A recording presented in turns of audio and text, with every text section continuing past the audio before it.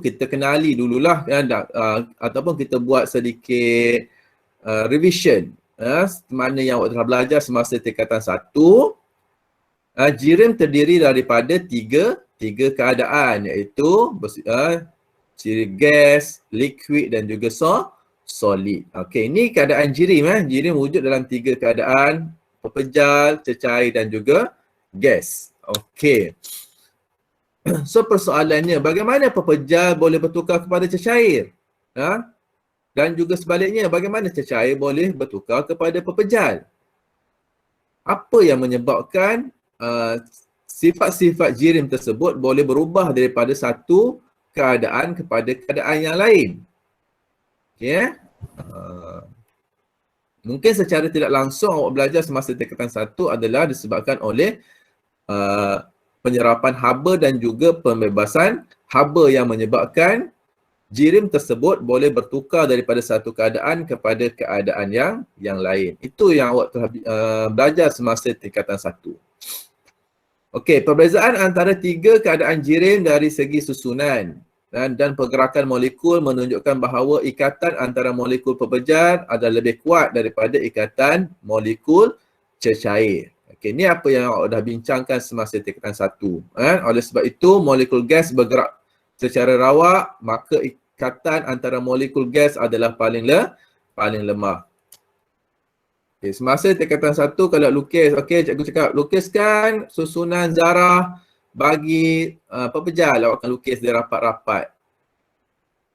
Okey, awak akan lukis dia rapat-rapat. Okey, apakah keadaan gas, molekul gas? Awak pun cakap, okey, molekul gas bergerak pada kedudukan yang tetap.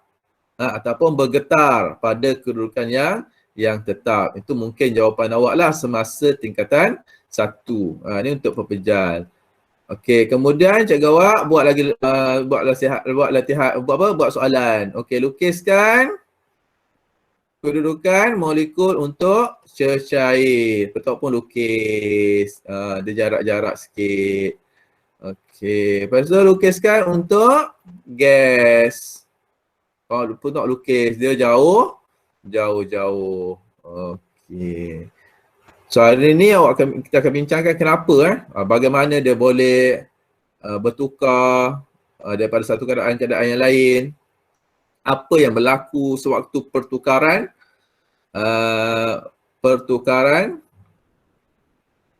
keadaan dia tu, fasal tu, dan semasa perubahan fasal tu apa yang berlaku sebenarnya. Baik, darjah 4.13 menunjukkan proses perubahan fasa jirim. Semasa proses perubahan fasa seperti peleburan dan pendidihan. Peleburan dan pendidihan ni maksudnya waktu peleburan dan pendidihan ni berlaku ketika suhu meningkat. Bukan meningkat, berlaku semasa proses pemanasan. Okay, peleburan dan juga pendidihan berlaku pada proses pemanasan ataupun semasa haba diserap. Peleburan dan pendidihan berlaku semasa haba diserap. Okey, semasa haba diserap, kalau kita belajar sebelum ni, haba serap mesti akan ada kenaikan suhu, betul? Tetapi dalam kes yang kita nak belajar pada hari ini, walaupun haba tu diserap, haba tu dibekalkan semasa peleburan dan pendidihan, suhu yang dialami oleh jirim tersebut semasa perubahan fasa tersebut tidak berubah. Suhu tidak berubah, suhunya akan jadi tetap. Okay, haba yang diserap semasa peleburan dan pendidihan tanpa perubahan suhu ni dikenali sebagai haba pendam. Okay. Jadi haba pendam tu apa? Haba pendam adalah haba yang diserap tanpa perubahan suhu. Itu dia haba pendam. Haba serap tapi tiada perubahan pada suhu. Itu berbeza dengan kita belajar dalam 4.2. Okey, so haba diserap kalau semasa proses pemanasan lah contohnya kan. Itu haba diserap. Kalau yang menyebabkan penyejukan, haba dibebaskan. So maksudnya haba yang diserap semasa peleburan dan pendidihan tanpa perubahan suhu, haba pendam juga kita panggil. Ataupun haba yang dibebaskan semasa kondensasi dan pemejal luapan. Tanpa perubahan suhu juga dikenali sebagai haba pendam. Pemejal luapan pula salah. Pembekuan, pemejal luapan tu lain. Pemejal luapan, maaf. Haba yang dibebaskan semasa kondensasi dan juga pembekuan. Semasa kondensasi dan pembekuan, haba pendam dibebaskan tanpa perubahan suhu. Ini pun juga dipanggil sebagai haba pendam. Okey, pemejal luapan tadi, kes lain. Pemejal luapan tu tadi daripada pepejal tukar kepada gas. Sublimation kan. Okey. Ini kita bincang sekarang ni 4 keadaan. Peleburan, pendidihan. Peleburan dengan pendidihan merujuk kepada haba yang diserap. Kondensasi dan pembekuan, haba yang dibebaskan. Okey, keempat-empat proses ni dia tidak melibatkan kepada perubahan suhu. Okey, ingat yang tu. Okey, pergi kepada haba pendam tentu. So, apa maksud haba pendam tentu? Okey, ada perkataan tentu. Okey, haba pendam tentu simbolnya adalah L. Okey, simbolnya adalah L. L ni maksudnya latent. In English, haba pendam tentu we call it specific latent heat. So, simbol untuk haba pendam adalah L. Refer kepada latent. Okay, haba pendam tentu L bagi suatu bahan ialah kuantiti haba yang diserap atau dibebaskan semasa perubahan fasa bagi 1 kilogram bahan tanpa perubahan suhu.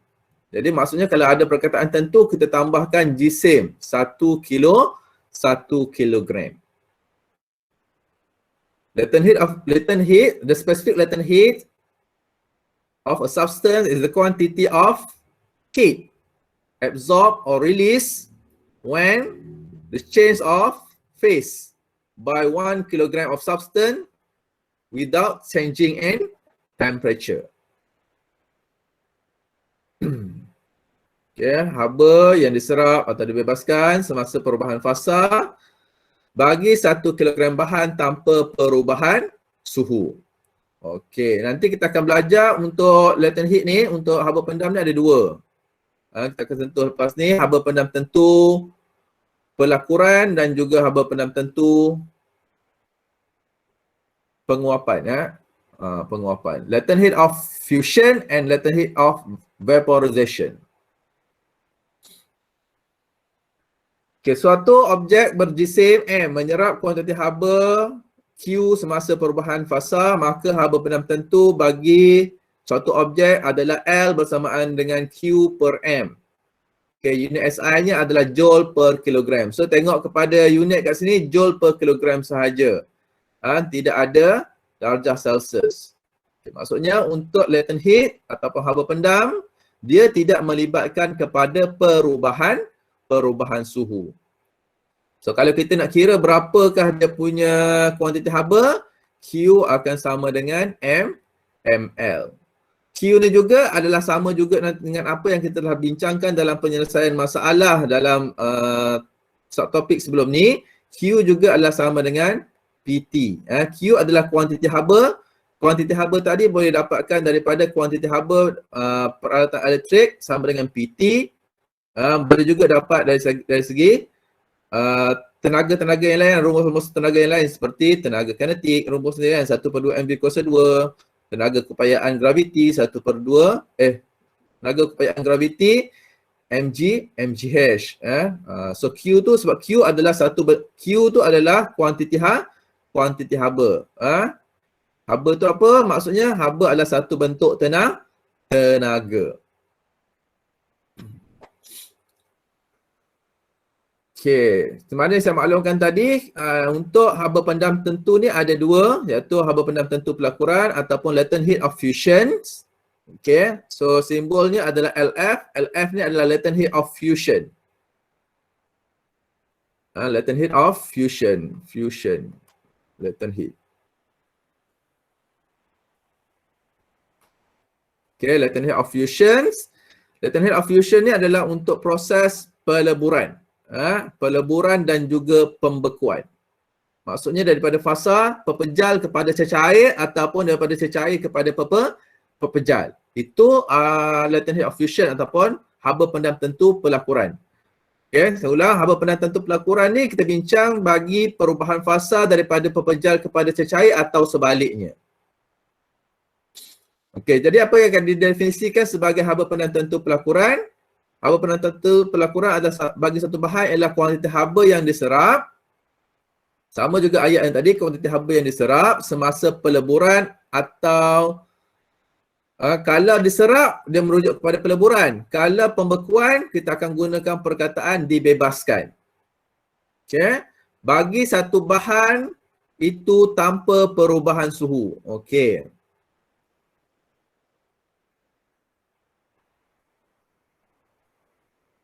Apa saya bulat lah. Yang saya bulat tu ayat yang sama macam tadi.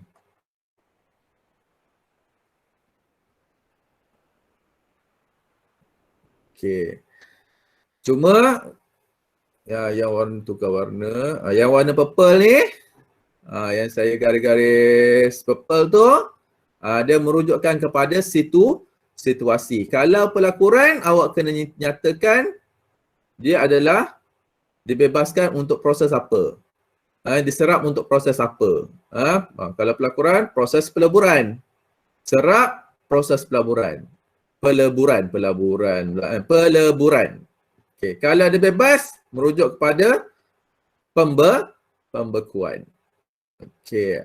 Bagi satu bahan yang sama. Okey, yang kedua, haba pendam tentu penguapan, vaporization. Latent heat of vaporization.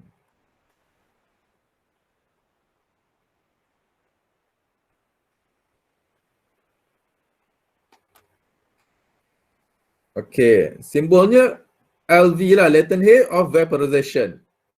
Bagi satu bahan ialah kuantiti haba yang diserap semasa pendidihan. Okey, sama je ayat dia, cuma apa yang berbeza?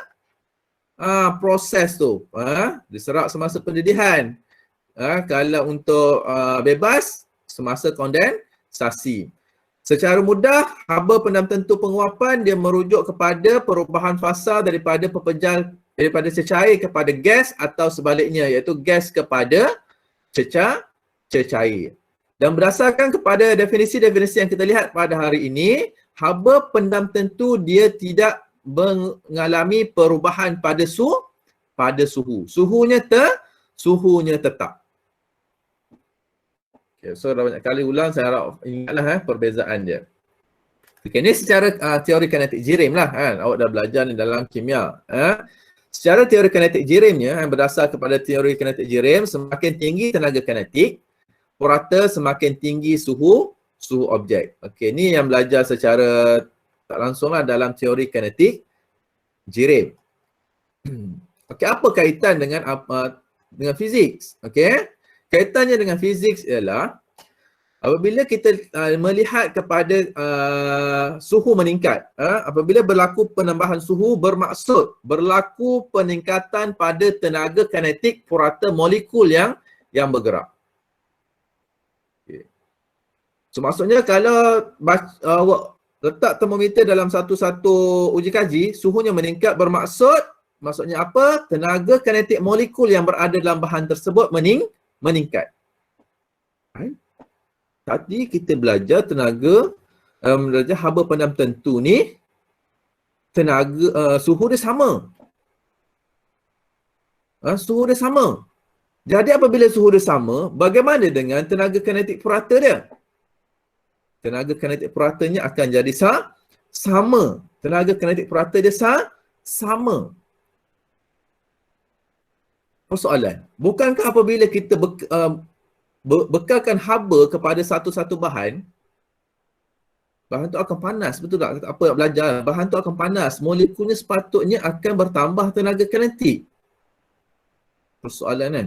Tapi kenapa sekarang tenaga kinetik tak bertambah? Apa yang berlaku kepada tenaga haba yang dibekalkan tadi dalam situasi yang kita nak belajar hari ini? Jangan risau, persoalan itu akan dijawab sebentar lagi. Okay, haba pendam yang diserap, haba pendam yang diserap semasa peleburan dan juga pendidihan tidak menambah tenaga kinetik purata molekul. Kena ingat, semasa haba pendam, tenaga haba yang diserap tu tidak menambah tenaga kinetik purata molekul. Tapi apa yang berlaku? Tenaga yang diserap tadi digunakan untuk apa? Tenaga yang diserap digunakan untuk memutuskan ikatan antara molekul. Okey, itu kalau serap. Kalau dibebaskan, haba dibebaskan. Semasa haba dibebaskan, pada waktu haba pendam ni, haba tersebut digunakan untuk membentuk ikatan antara molekul. Okey, inilah haba yang dipendam tadi tidak menambah tenaga kinetik, sebab itu suhu dia tetap. Okey, kita tengok ni. Ni kita panggil sebagai apa ni? Ni lengkung pemanasan. Heating curve. Lengkuk pemanasan. Okey, sebab apa lengkuk pemanasan? Sebab suhunya kita nampak suhunya meningkat lah. Suhu dengan masa. Suhu dengan masa kita nampak suhunya bertambah di lengkuk pemanasan ataupun heating curve.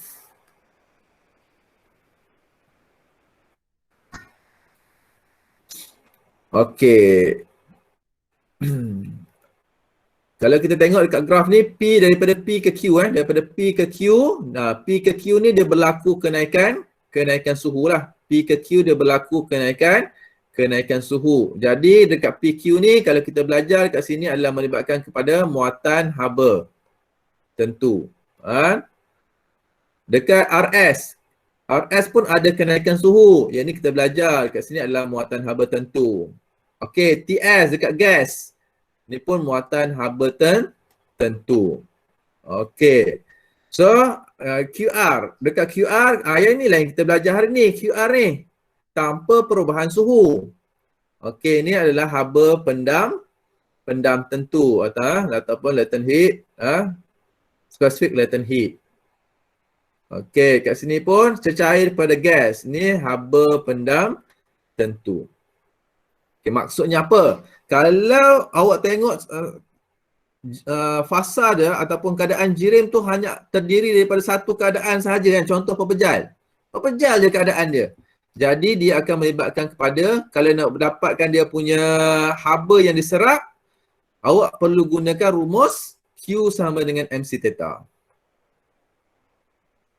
Okey, tapi kalau dia melibatkan kepada perubahan suhu ataupun dia ada dua keadaan jirim, pepejal dengan cecair, okey, itu akan merujuk kepada haba pendam tentu. Okay, so apabila merujuk kepada haba pendam tentu, nak dapatkan dia punya kuantiti haba, Q sama dengan ml.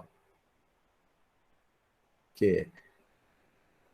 Untuk QR ni dia daripada pepejal kepada cecair. Pepejal kepada cecair, istilah haba pendam kat situ adalah haba pendam tentu pelakuran. Okay, so MLF, latent heat of fusion. In the state of solid and liquid, we call it the latent heat of fusion. Specific latent heat of fusion. Okay, bagi keadaan cecair dengan gas. Okay, in the state of liquid and gas, this is we call specific latent heat of vaporization. Okay, ST kita panggil sebagai haba pendam tentu penguapan. Sebab dia tukar kepada wap ataupun daripada gas tukar kepada cecair. Okey. So dalam kes apabila kita nampak suhunya meningkat, dekat dalam keadaan ni haba diserap.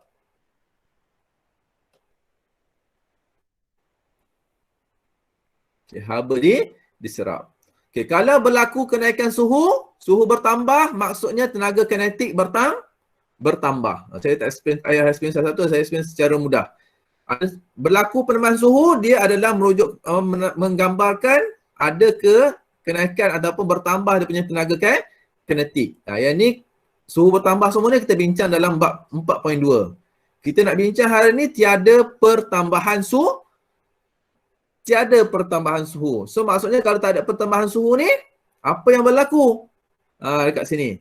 Haba pendam diserap untuk melemahkan ikatan antara molekul. Semasa haba diserapkan tadi, untuk daripada pepejal ke cecair, untuk apa? Untuk lemahkan ikatan antara molekul dia. Jadi soalan tanya, apakah yang berlaku kepada haba yang diserap semasa haba pendam tentu?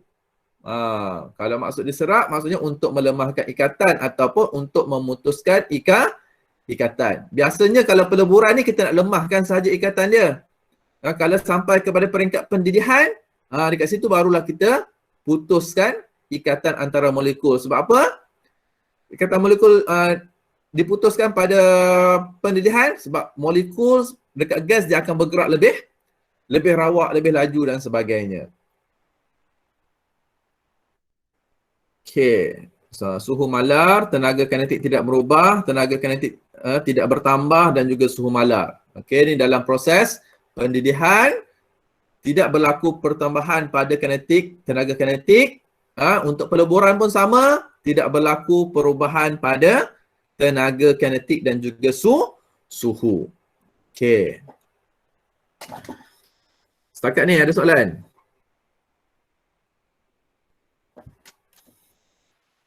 Tiada. Okey, jelas ke Farah? Jelas tak Farah dengan penjelasan? Jelas. Okey, terima kasih. Jangan you. Okey, sekarang ni kita pergi kepada lengkung penyejukan ataupun cooling curve.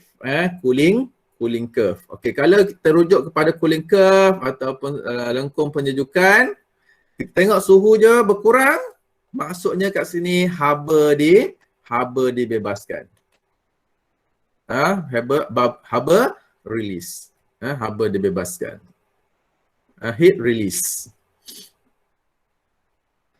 Sama jugalah untuk yang ada, kalau nampak perubahan berlaku penurunan suhu, maksudnya dia berada dalam satu sifat ataupun satu fasa sahaja. Kalau dia ada dua fasa, dia tidak akan mengalami perubahan pada suhu dia. Okay. Kalau suhu berkurang, maksud tenaga kinetik berkurang. Kalau ada perubahan suhu, kita akan merujuk kepada apa? Muatan haba tentu.